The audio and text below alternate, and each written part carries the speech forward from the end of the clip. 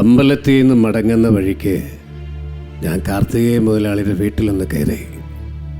മകൻ മുതലാളിയാണോ? വലിയ മുതലാളി.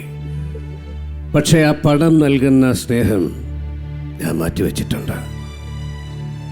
അമ്മയ്ക്കൊരു ധീര വന്നപ്പോൾ അച്ഛൻ എന്താ നല്ല ഡോക്ടറെയൊക്കെ കൊണ്ട് കാണിച്ചില്ല എന്ന് പരാതി പറഞ്ഞാലോ, അതുകൊണ്ട് തൃശ്ശൂരുള്ള രാമേന്ദ്രൻ ഡോക്ടർ എന്ന് വിളിച്ച് പറഞ്ഞിട്ടുണ്ട്.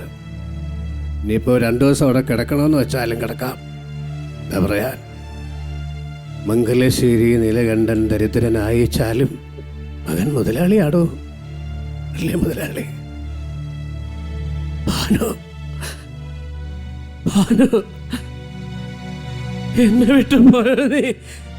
ഇത്രയും കാലം നിഴൽ പോലെ കൂടെ നടന്നിട്ട് എന്നെ തനിച്ചാക്കി. ഭാര്യനെ താനൊന്ന് ചെന്ന് വിളിക്കണോ? എന്റെ പ്രാണം മുഴുവൻ കണ്ണു കാണുന്നില്ലടോ, കണ്ണു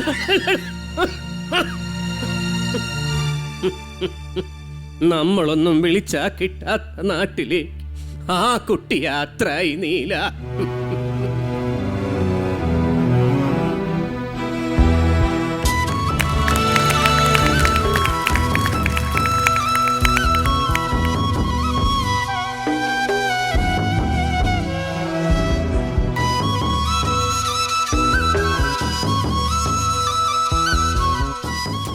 വാക്കുകളില്ല. ശരിക്കും ശിവസൂര്യ ജീവിക്കായിരുന്നു ഇതിനകത്ത്. ഒരിക്കലും ഒരു എന്താണ്, ഞാനിങ്ങനെ ഇത്ര പെർഫെക്റ്റായിട്ട് 2 പേരുടെ ഇത് ഞാൻ കേട്ടിട്ടില്ല. Really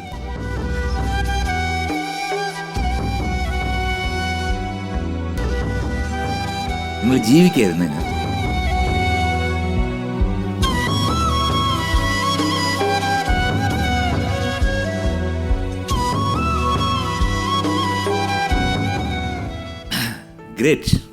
great artist. ദൈവം എല്ലാ അനുഗ്രഹങ്ങളും നൽകട്ടെ.